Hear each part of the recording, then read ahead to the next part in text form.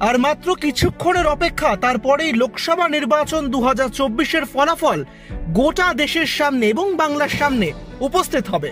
আর তার মধ্যে এবার খোশ মেজাজে দেখা গেল তমলুক লোকসভা কেন্দ্রের বামেদের প্রার্থী সায়ন ব্যানার্জিকে। চিরাচরিত ভঙ্গিতে এবার গিটার বাজিয়ে গান গাইলেন, মনের মতন গান গাইলেন, নিজে হাতে গিটারও বাজালেন। আর যখন বাজালেন তার থেকে মাত্র কিছুক্ষণের অপেক্ষা বাকি, তারপরে তারও ভাগ্য নির্ধারণ হবে তমলুক লোকসভা কেন্দ্রে। দেখুন।